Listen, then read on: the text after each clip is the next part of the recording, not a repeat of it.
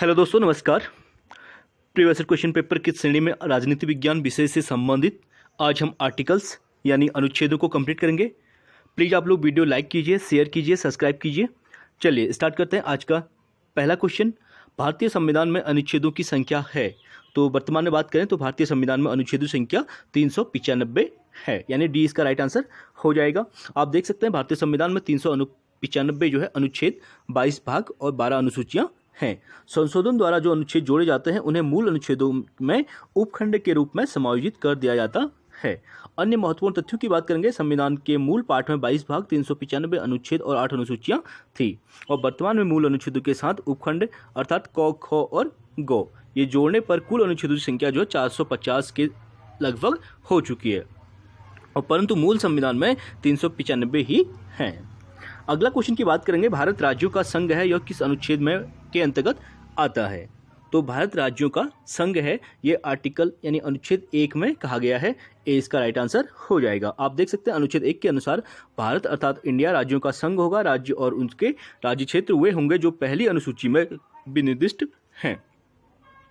भारत के राज्य क्षेत्र में राज्यों के राज्य क्षेत्र पहली अनुसूची में विनिर्दिष्ट संघ राज्य क्षेत्र तथा संघ राज्य क्षेत्र और गौ में ऐसे अन्य राज्य क्षेत्र जो अर्जित किए जाएं समाविष्ट होंगे।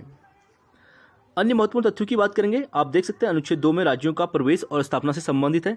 अनुच्छेद 3 में राज्यों का निर्माण और वर्तमान में राज्य क्षेत्रों की सीमाओं व नामों में परिवर्तन से संबंधित उपबंध किया गया है। और अनुच्छेद 4 की बात करें, पहली अनुसूची और चौथी अनुसूची के संशोधन तथा अनुपूरक, अनुषांगिक और परिणामिक विषयों का उपबंध करने के लिए अनुच्छेद 2 और 3 के अधीन बनाई गई विधियां संबंधी प्रावधान करता है। अगले क्वेश्चन की बात करेंगे। भारतीय संविधान के अनुच्छेद 1 में भारत का वर्णन इस तरह करता है। तो किस तरह? राज्यों का संघ। क्या है? भारत क्या है? एक राज्यों का संघ है। इसका वर्णन भारतीय संविधान के आर्टिकल 1 में किया गया है, यानी डी इसका राइट आंसर हो जाएगा। अगले क्वेश्चन की बात करेंगे, भारत का संविधान भारत को निम्नलिखित में से क्या घोषित करता है। तो भारत का संविधान भारत को राज्यों का यूनियन यानी समूह के रूप में घोषित करता है। इसका राइट आंसर हो जाएगा। अगले क्वेश्चन की बात करेंगे, भारतीय संविधान का जो अनुच्छेद संसद को नागरिकता के अधिकार को नियमित करने की शक्ति प्रदान करता है वह क्या है?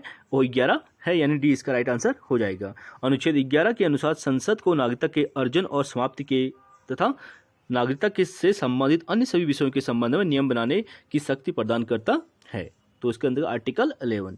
अगले क्वेश्चन की बात करेंगे, भारत के संविधान के किस अनुच्छेद में राज्य को परिभाषित किया गया है। तो राज्य को परिभाषित किया गया है आर्टिकल 12 में, यानी सी इसका राइट आंसर हो जाएगा। आप देख सकते हैं भारतीय संविधान के अनुच्छेद 12 के अनुसार राज्यों के अंतर्गत भारत की सरकार और संसद तथा राज्यों में प्रत्येक राज्य की सरकार और विधानमंडल तथा भारत के राज्य क्षेत्र के भीतर या भारत सरकार के नियंत्रण के अधीन सभी स्थानीय अन्य प्राधिकारी आते हैं, यानी सी इसका राइट आंसर हो जाएगा। अगले क्वेश्चन की बात करेंगे, सर्वोच्च न्यायालय को संविधान के किस अनुच्छेद या समूह से न्यायिक पुनरावलोकन की शक्ति प्रदान होती है। तो इसका राइट आंसर हो जाएगा अनुच्छेद 13, 251 तथा 254 से, यानी सी इसका राइट आंसर हो जाएगा। आप देख सकते हैं, एक्सप्लेनेशन का रीड कर सकते हैं। अगले क्वेश्चन की बात करेंगे। अगला क्वेश्चन है, न्यायिक पुनरावलोकन की शक्ति संविधान के अंतर्गत किस अनुच्छेद में दी गई है। तो न्यायिक पुनरावलोकन की बात करेंगे तो आर्टिकल अनुच्छेद 13, यानी ए इसका राइट आंसर हो जाएगा। अगले क्वेश्चन की बात करेंगे, भारतीय संविधान के निम्नलिखित अनुच्छेदों में से कौन संसद तथा राज्य व्यवस्थापिकाओं की विधायन सत्ता पर नियंत्रण लगाता है। तो विधायन सत्ता पर नियंत्रण कौन लगाता है? उपरोक्त में से कोई नहीं, तीनों आर्टिकल्स उससे संबंधित नहीं। आप देख सकते हैं भारत के संविधान के अनुच्छेद 13, अनुच्छेद 245 तथा अनुच्छेद 246 तथा राज्य व्यवस्थापिकाओं की विधान सत्ता पर नियंत्रण लगाता है। आर्टिकल 245 और 246 और अनुच्छेद 13 तीनों दिए गए हैं, इसीलिए जो है इसमें उपयुक्त सभी हो जाएगा। अगले क्वेश्चन की बात करेंगे, भारतीय संविधान में समानता के अधिकार मुख्यतः किन अनुच्छेदों में हैं। तो समानता का अधिकार जो है अनुच्छेद 14 से 18 में वर्णन किया गया है, यानी ए इसका राइट आंसर हो जाएगा। आप देख सकते हैं भारतीय संविधान के भाग 3 में अनुच्छेद 12 से 35 तक मूल अधिकारों की व्यवस्था की गई है, जिसके अंतर्गत अनुच्छेद 14 से 18 तक समानता के अधिकार की व्यवस्था की गई है। अगले क्वेश्चन की बात करेंगे। आप देख सकते हैं अन्य महत्वपूर्ण तथ्यों में अनुच्छेद 19 से 22 स्वतंत्रता के अधिकार की व्यवस्था की गई है, और 23 से 24 की बात करें तो शोषण के विरुद्ध अधिकार की व्यवस्था की बात इसमें की गई है। अगले क्वेश्चन की बात करेंगे, आप वीडियो को पॉज करके अच्छे से आर्टिकल्स, इसका एक्सप्लेनेशन जो है रीड कर सकते हैं और अधिक से अधिक जो आर्टिकल्स हैं आप उनको रीड कर सकते हैं। अगले क्वेश्चन की बात करेंगे, निम्नलिखित में से कौन युग में सुमेलित नहीं है पूछ रहा है। तो समानता का अधिकार 14 से 18 बिल्कुल राइट हो जाएगा। धार्मिक स्वतंत्रता का अधिकार 23 से 24 ये रॉन्ग हो जाएगा। धार्मिक स्वतंत्रता का अधिकार 25 से 28 के बीच है, इसलिए जो है ये रॉन्ग है। संस्कृति और शिक्षा संबंधी अधिकार 29 से 30 ये भी राइट हो जाएगा। और स्वतंत्रता का अधिकार जो 19 से 22 ये भी राइट हो जाएगा। अगले क्वेश्चन की बात करेंगे, भारतीय संविधान में समानता का अधिकार 5 अनुच्छेदों द्वारा प्रदत्त किया गया है, वे कौन कौन से हैं। तो अनुच्छेद 14 से 18 यानी 20 का राइट आंसर हो जाएगा। अगले क्वेश्चन की बात करेंगे, भारतीय संविधान के अनुच्छेद 15 की धारा 4 में पिछड़े वर्ग के आरक्षण के लिए किसको विशेषाधिकार देती है। तो ये केंद्र जो है विशेषाधिकार देती है, यानी 20 का राइट आंसर हो जाएगा। आप देख सकते हैं भारतीय संविधान के अनुच्छेद 15 की धारा 4 पिछड़े वर्गों के आरक्षण के लिए केंद्र सरकार को विशेषाधिकार प्राप्त है। अगला क्वेश्चन है, भारत के संविधान के किस अनुच्छेद द्वारा अस्पृश्यता का अंत, अनटचबिलिटी, अवोल्यूशन टू अनटचबिलिटी की बात जो है आर्टिकल 17 में की गई है। तो 14 का आंसर सी हो जाएगा, यानी सी अनुच्छेद 17 इसका राइट आंसर हो जाएगा। आप देख सकते हैं अनुच्छेद 15 में धर्म में मूल वंश, जाति, लिंग तथा जन्म स्थान के आधार पर विभेद का प्रतिषेध की बात की गई है। और 16 की बात करें, लोक नियोजन के विषयों में अवसर की समानता की बात की गई है। और आर्टिकल 17 की बात करेंगे, 17 में अस्पृश्यता का अंत की बात की है। और 18 की बात करेंगे, अनुच्छेद 18 उपाधियों के अंत से संबंधित है। अगले क्वेश्चन की बात करें, भारत के संविधान का अनुच्छेद 17 संबंधित है। तो 17 का संबंध जो है किससे हो जाएगा, अस्पृश्यता के अंत से, यानी बी इसका राइट आंसर हो जाएगा। नेक्स्ट क्वेश्चन की बात करेंगे, स्वतंत्रता के अधिकार की गारंटी किस अनुच्छेद में दी गई है। तो स्वतंत्रता के अधिकार की जो गारंटी दी गई है अनुच्छेद 19 में दी गई है, यानी सी इसका राइट आंसर हो जाएगा। संविधान के अनुच्छेद 19 में प्रदत्त स्वतंत्रता का अधिकार नागरिकों के 6 प्रकार की स्वतंत्रता का आश्वासन देता है। अगले क्वेश्चन की बात करेंगे, भारत के संविधान अनुच्छेद 19 में निम्नलिखित में से कौन सी एक स्वतंत्रता प्रदान नहीं है। सभा करने की स्वतंत्रता बिल्कुल राइट हो जाएगा, भ्रमण की स्वतंत्रता भी राइट हो जाएगा। धर्म की स्वतंत्रता का संबंध इससे नहीं है, ठीक है। धर्म की स्वतंत्रता का संबंध जो है 25 से 28 के बीच है। और निवास स्थान बच जाने की स्वतंत्रता भी राइट हो जाएगा, इसलिए सी इसमें जो है रॉन्ग हो जाएगा। आप देख सकते हैं इसमें 6 जो अधिकार दिए गए हैं आर्टिकल 19 के अंतर्गत कौन कौन से दिए गए हैं। सबसे पहले अभिव्यक्ति, वॉक एवं अभिव्यक्ति की स्वतंत्रता, यानी बोलने का अधिकार। दूसरा है शांतिपूर्वक निरायुध सम्मेलन की स्वतंत्रता, संगम या संघ बनाने की स्वतंत्रता, भारत के राज्य क्षेत्र या सर्वत्र आवास संचरण की स्वतंत्रता, राज्य क्षेत्र में निवास करने या बह जाने की स्वतंत्रता, और कोई वृत्ति, व्यापार, कारोबार करने की स्वतंत्रता। ये आपको आर्टिकल 19 के अंतर्गत स्वतंत्रता के अधिकार से संबंधित 6 अधिकार दिए गए हैं। अगले क्वेश्चन की बात करेंगे, भारतीय संविधान में शोषण के विरुद्ध अधिकार किन अनुच्छेदों द्वारा प्रदान किया गया है। तो इसका आंसर हो जाएगा बी, यानी आर्टिकल 23 और 24 में शोषण के विरुद्ध अधिकार का उल्लेख किया गया है। आप देख सकते हैं भारतीय नागरिकों को 6 प्रकार के मूल अधिकार प्राप्त हैं। पहला जो है समानता का अधिकार, यानी 14 से 18 के बीच है। और स्वतंत्रता का अधिकार की बात करेंगे 19 से 22 के बीच। और शोषण के विरुद्ध अधिकार 23 से 24। और धार्मिक स्वतंत्रता का अधिकार अनुच्छेद 25 से 28 के बीच। संस्कृति और शिक्षा संबंधी अधिकार जो है अनुच्छेद 29 और 30।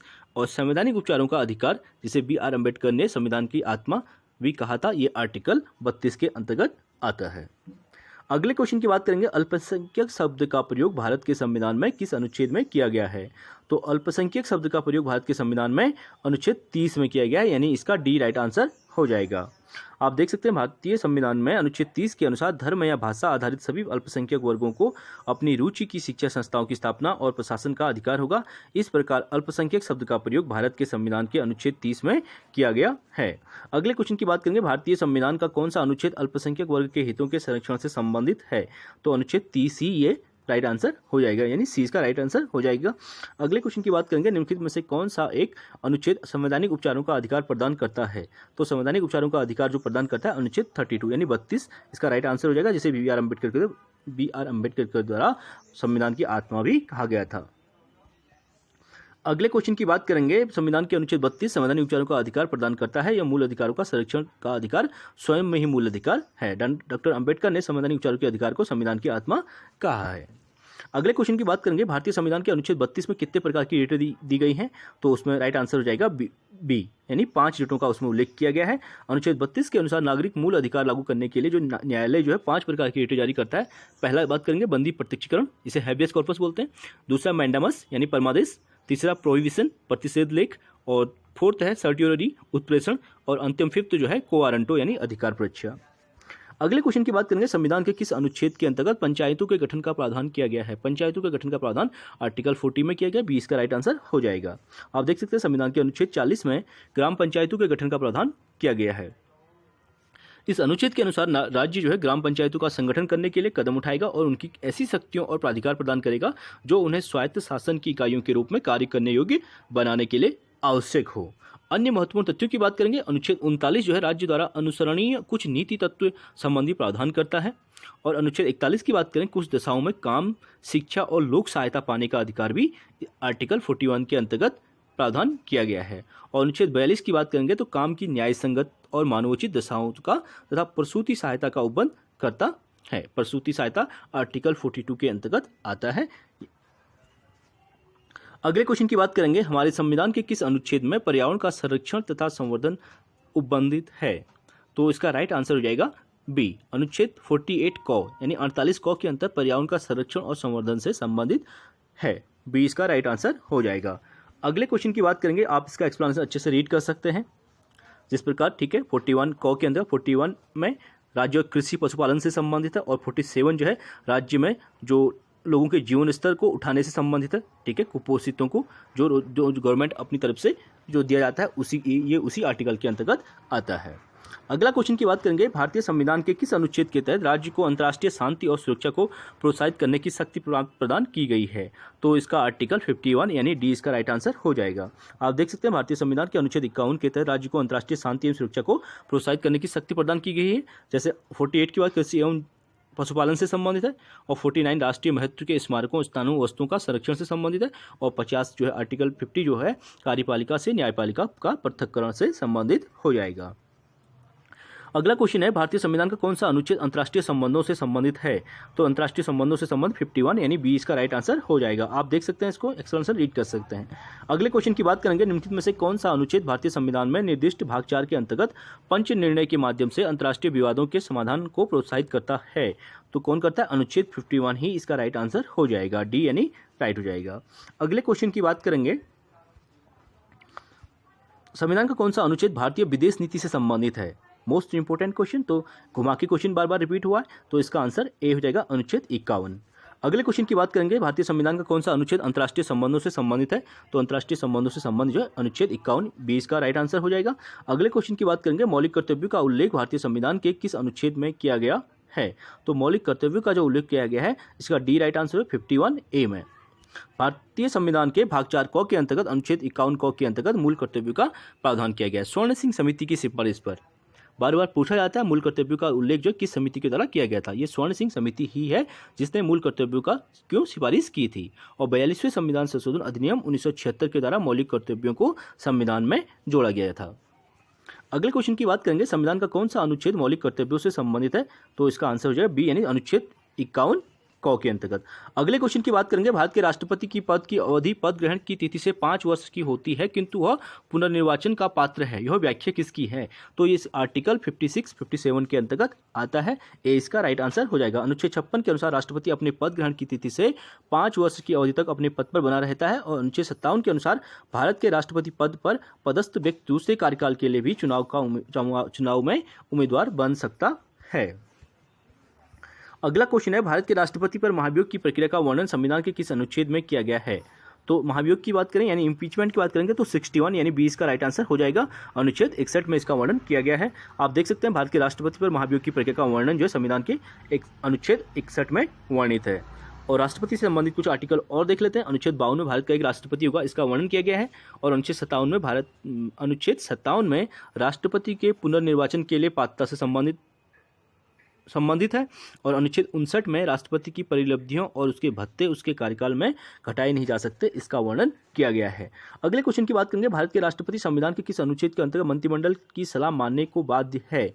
तो बाध्य जो है 74वां संविधान मानने के लिए बाध्य है, तो वो आर्टिकल है 74वां।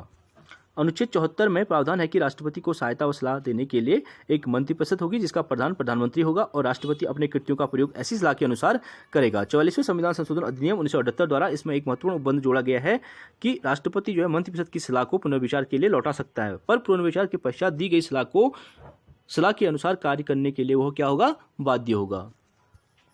अगले क्वेश्चन की बात करेंगे, संविधान के किस अनुच्छेद के अंतर्गत भारत का राष्ट्रपति संघीय कैबिनेट की सलाह मानने के लिए बाध्य है? तो संघीय कैबिनेट की सलाह मानने के लिए बाध्य जो है अनुच्छेद 74 में है। डी इसका राइट आंसर हो जाएगा। अगला क्वेश्चन की बात करेंगे, भारतीय संविधान के किस अनुच्छेद में राष्ट्रपति को सूचना का अधिकार दिया गया है? सूचना का अधिकार जो आर्टिकल 78 यानी डी सी इसका राइट आंसर हो जाएगा। भारतीय संविधान के किस अनुच्छेद में राष्ट्रपति को सूचना का अधिकार जो है आर्टिकल 78 इसका राइट आंसर हो जाएगा। अगले क्वेश्चन की बात करेंगे, भारत के संविधान के अनुच्छेद 78 के अनुसार प्रधानमंत्री का यह कर्तव्य होगा कि वह देश के प्रशासनिक एवं विधायी मामलों में तथा मंत्रिपरिषद के निर्णयों के संबंध में राष्ट्रपति को सूचना दे, यदि राष्ट्रपति इस प्रकार की सूचना प्राप्त करना आवश्यक समझे। अगला क्वेश्चन है, संविधान के किस अनुच्छेद में धन विधेयक संबंधी विशेष प्रक्रिया का वर्णन किया गया है? तो धन विधेयक यानी मनी बिल से संबंधित जो आर्टिकल है 109 यानी 109 के अंतर्गत मनी बिल का प्रावधान किया गया है। आप देख सकते हैं संविधान के अनुच्छेद 109 धन विधेयक के संबंध में विशेष प्रक्रिया का उल्लेख करता है और धन विधेयक को परिभाषा जो है अनुच्छेद 110 में वर्णित किया गया है। अगले क्वेश्चन की बात करेंगे, भारतीय संविधान के किस अनुच्छेद का संबंध वित्त विधेयक से है? तो वित्त विधेयक का जो राइट आंसर हो जाएगा यहाँ पे 109 दिया गया है। हाँ, धन विधेयक या यहाँ पे वित्त विधेयक नहीं, धन विधेयक होना चाहिए था, तो इसलिए 109 सी इसका राइट आंसर हो जाएगा। अगला क्वेश्चन है, धन विधेयक को परिभाषित किया गया था अनुच्छेद परिभाषित करने की बात जब आएगी अनुच्छेद 110 में, यानी ए इसका राइट आंसर हो जाएगा। संविधान के अनुच्छेद 110 में धन विधेयक को परिभाषित किया गया है। और वहीं संविधान के अनुच्छेद अन्य महत्वपूर्ण तथ्यों की बात करेंगे, 110 के अनुसार कोई विधेयक धन विधेयक समझा जाता है यदि उसमें केवल निम्न सभी या किन्हीं विषयों से संबंधित उपबंधों का प्रावधान किया गया है। आप इसको अच्छे से वीडियो पॉज करके एक्सप्लेनेशन इसका और रीड कर सकते हैं। अगले क्वेश्चन की बात करेंगे, संविधान के किस अनुच्छेद में उच्चतम न्यायालय की स्थापना एवं संरचना का वर्णन किया गया है? तो उच्चतम न्यायालय यानी सुप्रीम कोर्ट के प्रावधान किया गया अनुच्छेद 124 के अंतर्गत किया गया, यानी ए इसका राइट आंसर हो जाएगा। आप इसका एक्सप्लेनेशन देख सकते हैं।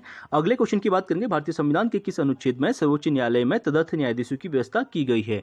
जो तदर्थ न्यायाधीशों की व्यवस्था जो है आर्टिकल 127 के अंतर्गत की गई है। डी इसका राइट आंसर हो जाएगा। संविधान के अनुच्छेद 127 के अनुसार मुख्य न्यायाधीश राष्ट्रपति की पूर्व स्वीकृति से तदर्थ न्यायाधीशों की नियुक्तियां भी कर सकता है। उच्च न्यायालय के ऐसे न्यायाधीश जो उच्चतम न्यायालय का न्यायाधीश बनने की योग्यता रखते हो, ऐसे न्यायाधीशों को राष्ट्रपति जो है तदर्थ न्यायाधीश के रूप में रखने की अनुमति देता है। और भारत में संघीय न्यायालय की स्थापना 1 अक्टूबर 1937 को की गई थी। इसके प्रथम जो मुख्य न्यायाधीश थे सर मॉरिस ग्वेयर थे। अगले क्वेश्चन की बात करेंगे, भारत के संविधान का निम्न में से कौन सा एक अनुच्छेद राष्ट्रपति को नियंत्रक महालेखा परीक्षक नियुक्त करने की शक्ति प्रदान करता है? तो इसका राइट आंसर हो जाएगा बी, अनुच्छेद 148 के अंतर्गत, यानी बी इसका राइट आंसर हो जाएगा। अनुच्छेद 148 के अनुसार भारत का नियंत्रक महालेखा परीक्षक controller and auditor general of India होगा, जिसको जो है राष्ट्रपति नियुक्त करेगा। अगले क्वेश्चन की बात करेंगे और अनुच्छेद 149 की बात करेंगे, नियंत्रक महालेखा परीक्षक के कर्तव्यों और शक्तियों का वर्णन किया गया है। 150 में संघ और राज्यों के लेखाओं का प्रारूप से संबंधित है और 147 की बात करेंगे उसके निर्वाचन से संबंधित हो जाएगा। अगला क्वेश्चन है, भारत के राष्ट्रपति को नियंत्रक महालेखा परीक्षक नियुक्त करने का अधिकार है भारत के संविधान के प्रावधान के अनुसार किस आर्टिकल के अनुसार पूछा गया है? तो इसका आंसर हो जाएगा सी, अनुच्छेद 148 के अनुसार। निम्न में से कौन सा युग्म सही सुमेलित है? तो डी इसका अनुच्छेद 153 मुख्यमंत्री के दायित्व से संबंधित है, बाकी तीनों इसमें रॉन्ग है। आप देख सकते हैं अनुच्छेद 153 में राज्यों के राज्यपाल से संबंधित है। अनुच्छेद 154 की बात करेंगे तो राज्य की कार्यपालिका शक्ति राज्यपाल में निहित होती है।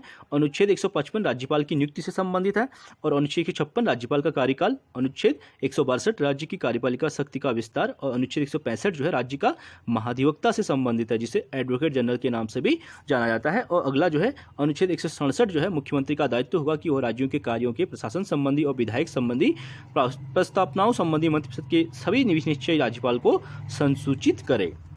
अगला क्वेश्चन है, भारत के संविधान के किस अनुच्छेद के अनुसार उन बातों को छोड़कर जिनमें राज्यपाल स्वविवेक से कार्य करता है, अन्य कार्यों के निर्वाह में उसे सहायता और सलाह प्रदान करने के लिए एक मंत्रिपरिषद होगी जिसका प्रधान मुख्यमंत्री होगा? तो अनुच्छेद 163 में इसका वर्णन किया गया है, यानी डी इसका राइट आंसर हो जाएगा। अगले क्वेश्चन की बात करेंगे, मुख्यमंत्री के कार्य व शक्तियों का उल्लेख भारतीय संविधान के किस अनुच्छेद में मिलता है? तो अनुच्छेद 167 में मिलता है, इसका बी राइट आंसर हो जाएगा। अगले क्वेश्चन की बात करेंगे, संविधान का कौन सा अनुच्छेद राज्यों में विधान परिषदों की समाप्ति एवं संरचना से संबंधित है? तो अनुच्छेद 169 यानी सी इसका राइट आंसर हो जाएगा, जिसमें विधान परिषदों की समाप्ति एवं संरचना से संबंधित आर्टिकल का वर्णन किया गया है। आप देख सकते हैं एक्सप्लेनेशन। अगले क्वेश्चन की बात करेंगे, भारतीय संविधान के किस अनुच्छेद के तहत राज्यपाल किसी विधेयक को राष्ट्रपति की सलाह के लिए रख सकता है? तो राष्ट्रपति की सलाह के लिए अनुच्छेद 200 के अंतर्गत राज्यपाल उसको विधेयक को रख सकता है, यानी बी इसका राइट आंसर हो जाएगा। आप देख सकते हैं अनुच्छेद 200 के अनुसार जब कोई विधेयक राज्य की विधानसभा द्वारा या विधान परिषद वाले राज्यों में विधानमंडल के दोनों सदनों द्वारा पारित कर दिया गया है तब वह राज्यपाल के समक्ष जो है प्रस्तुत किया जाएगा। अगर राज्यपाल घोषित करेगा कि वह विधेयक पर अनुमति देता है या अनुमति रोक देता है, अथवा वह विधेयक को राष्ट्रपति के विचार के लिए भी आरक्षित रख सकता है। अगले क्वेश्चन की बात करेंगे, संविधान के किस अनुच्छेद के तहत राज्यपाल विधानमंडल द्वारा पारित किसी विधेयक को राष्ट्रपति की स्वीकृति हेतु आरक्षित रख सकता है या सुरक्षित रख सकता है? अनुच्छेद 200 के अंतर्गत, यानी डी इसका राइट आंसर हो जाएगा। अगले क्वेश्चन की बात करेंगे, जिला जज की नियुक्ति का संबंध संविधान के किस अनुच्छेद से है? तो जिला जज की नियुक्ति का संबंध अनुच्छेद 233 से है, यानी ए इसका राइट आंसर हो जाएगा। अनुच्छेद 233 के अधीन किसी राज्य में जिला न्यायाधीश नियुक्त होने वाले व्यक्तियों की नियुक्ति और न्यायाधीश की पदस्थापना और प्रोन्नति उस राज्य का राज्यपाल ऐसे राज्य के संबंध में अधिकारिता का प्रयोग करने वाले उच्च न्यायालय से परामर्श करके करेगा। अगले क्वेश्चन की बात करेंगे, भारतीय संविधान में अवशिष्ट शक्तियां निम्नलिखित में से किस अनुच्छेद में उपबंधित हैं? तो अवशिष्ट शक्तियों का प्रावधान जो है अनुच्छेद 248 में किया गया है, यानी 20 का राइट आंसर हो जाएगा। अनुच्छेद 135 विद्यमान विधि के अधीन फेडरल न्यायालय की अधिकारिता और शक्तियों का उच्चतम न्यायालय प्रयुक्ता होगा। और अनुच्छेद 248 की बात करेंगे, संविधान के अनुच्छेद 248 के अनुसार अवशिष्ट जो शक्तियां हैं वो संघीय या संसद को सौंपी गई हैं। अगले क्वेश्चन की बात करेंगे, भारतीय संविधान के किस अनुच्छेद के अंतर्गत राज्यसभा विशेष बहुमत द्वारा राज्य सूची के किसी विषय पर संसद को कानून बनाने के लिए अधिकृत कर सकती है? मोस्ट इंपोर्टेंट क्वेश्चन, तो इसका आंसर हो जाएगा सी, यानी 249 के अंतर्गत। आप इसका एक्सप्लेनेशन रीड कर सकते हैं। अगले क्वेश्चन की बात करेंगे, भारत के संविधान का कौन सा अनुच्छेद संसद को राज्य सूची के विषय पर विधि निर्माण की शक्ति प्रदान करता है? तो ये इसका आंसर हो जाएगा आर्टिकल 249, यानी डी इसका राइट आंसर हो जाएगा। 54 भी वही क्वेश्चन बार बार रिपीट हो रहा है। तो अगले क्वेश्चन की बात करेंगे, अनुच्छेद 249 किसके अधिकारों से संबंधित है? तो 20 का राइट राज्यसभा के अधिकारों से संबंधित है, यानी 20 का राइट आंसर हो जाएगा। अगले क्वेश्चन की बात करें, भारतीय संविधान में केंद्र राज्य प्रशासनिक संबंध निम्नलिखित में से किस अनुच्छेद में वर्णित हैं? केंद्र राज्य प्रशासनिक संबंधों का वर्णन जो है आर्टिकल 256 से 263 के बीच किया गया है, यानी इसका ए राइट आंसर हो जाएगा। अगले क्वेश्चन की बात करेंगे, सरकारिया कमीशन द्वारा अंतर्राज्यीय परिषद के गठन की संस्तुति संविधान के किस अनुच्छेद के अंतर्गत की गई है? तो इसका आर्टिकल 263 के अंतर्गत की है, यानी सी इसका राइट आंसर हो जाएगा। अगले क्वेश्चन की बात करेंगे, अखिल भारतीय सेवाओं का उल्लेख है। तो अखिल भारतीय सेवाओं का उल्लेख भारतीय संविधान के अनुच्छेद 312 में इसका वर्णन किया गया है और ये पावर जो है राज्यसभा को दी गई है। मोस्ट इंपोर्टेंट क्वेश्चन, आप इसका एक्सप्लेनेशन देख सकते हैं। भारतीय संविधान के अनुच्छेद 312 में अखिल भारतीय सेवाओं का वर्णन किया गया है, जिसमें वर्तमान में 3 सेवाएं आती हैं, आईएएस, आईपीएस और आईएफएस। अनुच्छेद 260 के अंतर्गत भारत के बाहर के राज्य क्षेत्रों के संबंध में संघ की अधिकारिता का उल्लेख है। और अनुच्छेद 300 की बात करेंगे तो वाद और कार्रवाइयों का उल्लेख है। और अनुच्छेद 315 में संघ और राज्यों के लिए लोक सेवा आयोग के गठन का संबंधी प्रावधान अनुच्छेद 315 में किया गया है, यूपीएससी के लिए। अगले क्वेश्चन की बात करेंगे, भारत के संविधान के किस अनुच्छेद में संसद साधारण बहुमत से विधि पारित कर संशोधन नहीं कर सकती है? तो इसका आंसर हो जाएगा डी, अनुच्छेद 312 के अंतर्गत। अगला क्वेश्चन है, भारतीय संविधान के निम्न अनुच्छेदों में किसके निर्वाचन आयोग का प्रावधान है? तो अनुच्छेद 324 में निर्वाचन आयोग का प्रावधान किया गया है, यानी इसका जो है बी राइट आंसर हो जाएगा। इलेक्शन कमीशन का जो प्रावधान है अनुच्छेद 324 में किया गया है। अगले क्वेश्चन की बात करेंगे, भारत का निर्वाचन आयोग का गठन संविधान के किस अनुच्छेद के अनुसार किया गया है? वही क्वेश्चन रिपीट हो रहा है, तो इसका डी राइट आंसर हो जाएगा, अनुच्छेद 324 की बात करेंगे। अगला क्वेश्चन है, भारतीय संविधान के अनुच्छेद में निर्वाचन आयोग के लिए प्रावधान है, अनुच्छेद 324, यानी सी इसका राइट आंसर हो जाएगा। अगले क्वेश्चन की बात करेंगे, संविधान के किस अनुच्छेद के तहत यह उपबंधित है कि निर्वाचक नामावली धर्म, मूल वंश, जाति, लिंग के आधार पर तैयार नहीं की जाएगी? तो इसका वर्णन अनुच्छेद 325 में किया गया है, यानी सी इसका राइट आंसर हो जाएगा। अगले क्वेश्चन की बात करेंगे, संविधान के किस अनुच्छेद द्वारा भारत के नागरिकों को वयस्क मताधिकार प्रदान किया गया है? तो वयस्क मताधिकार का जो वर्णन किया गया है कॉन्स्टिट्यूशन में आर्टिकल 326 के द्वारा किया गया है, वोट देने का अधिकार, सी राइट आंसर हो जाएगा। अगले क्वेश्चन की बात करेंगे, भारतीय संविधान में सार्वजनिक वयस्क मताधिकार की व्यवस्था किस अनुच्छेद में लिखित है? तो आर्टिकल 326, यानी सी इसका राइट आंसर हो जाएगा। भारतीय संविधान का अनुच्छेद 333 यानी 333 सुनिश्चित करता है, तो 333 जो है राज्य की विधानसभा में एंग्लो इंडियन समुदाय का प्रतिनिधित्व करता है, यानी ए इसका राइट आंसर हो जाएगा। आप इसका एक्सप्लेनेशन रीड कर सकते हैं।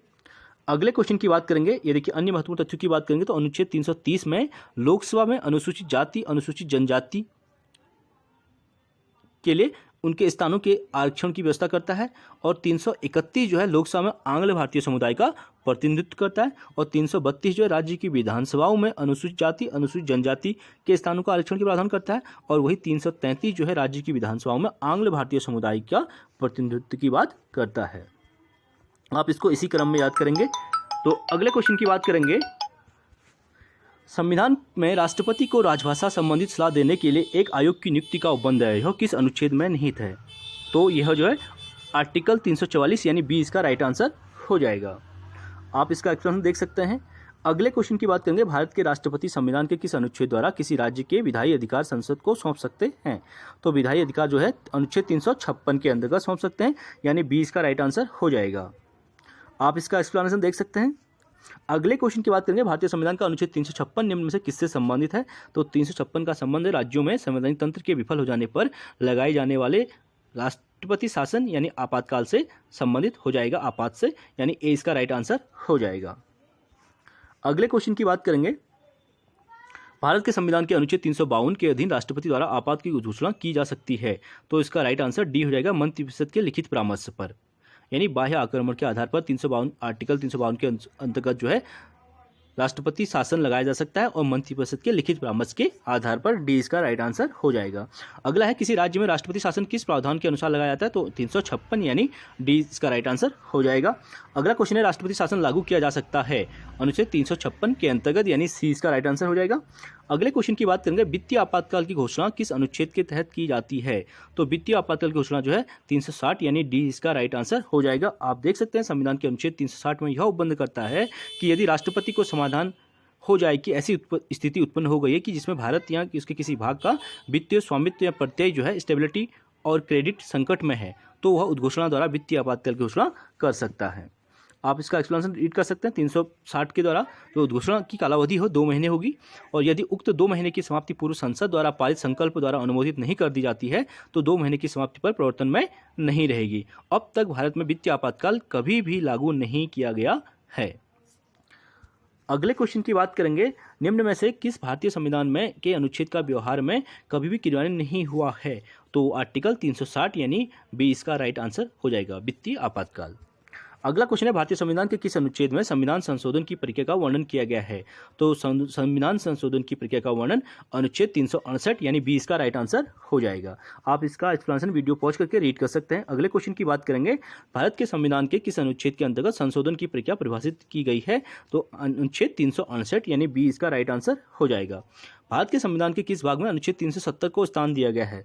तो 370 का जो प्रावधान है उसका सी राइट आंसर हो जाएगा। संविधान के 21वें भाग का प्रावधान किया गया है और 21वें भाग के अंतर्गत अस्थायी संक्रमणकालीन और विशेष उपबंध की व्यवस्था की गई है, जिसके तहत जम्मू कश्मीर के लिए विशेष उपबंध यानी अनुच्छेद 370 में वर्णित है और वर्तमान में 370 को जो है हटाया जा चुका है। अगले क्वेश्चन की बात करेंगे, भारतीय संविधान में वर्णित विशिष्ट प्रावधानों के तहत अनुच्छेद 371 के अंतर्गत निम्न में से किस राज्य का वर्णन नहीं है?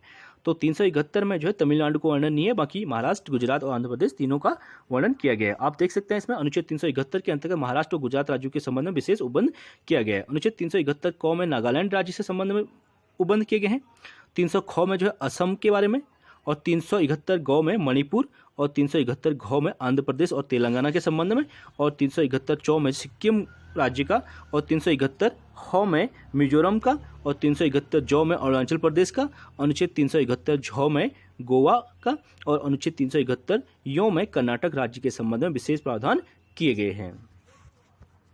अगले क्वेश्चन की बात करेंगे, निम्नलिखित में से कौन सा एक सही सुमेलित नहीं है? पूछ रहा है भारत का संविधान और विशेष संबंध। भाग 2 का संबंध नागरिकता बिल्कुल राइट हो जाएगा। भाग 3 मौलिक अधिकारों से संबंधित, ये भी राइट हो जाएगा। और भाग 4 जो है राज्य के नीति निश्चित तत्वों से संबंधित, ये भी राइट हो जाएगा। भाग 5 जो है मौलिक कर्तव्य, भाग 5 का संबंध जो है मौलिक कर्तव्य से नहीं है। भाग 4 ए में जो है मौलिक कर्तव्य का वर्णन किया गया है, इसीलिए जो है डी इसमें रॉन्ग हो जाएगा। भाग 5 का संबंध जो है कार्यपालिका से संबंधित है, इसलिए मौलिक कर्तव्य का वर्णन अनुच्छेद 51 क के अंतर्गत भाग 4 क में किया गया है। अगले क्वेश्चन की बात करेंगे। चलिए फ्रेंड्स, आज के लिए इतना ही, बाकी नेक्स्ट वीडियो में करेंगे। और अधिक से अधिक आर्टिकल्स हमने इस वीडियो में कंप्लीट करने की कोशिश की है। प्लीज़ आप लोग वीडियो को लाइक कीजिए, शेयर कीजिए और इसी प्रकार की आगे की वीडियो के लिए वीडियो को शेयर कीजिए। Thank you so much.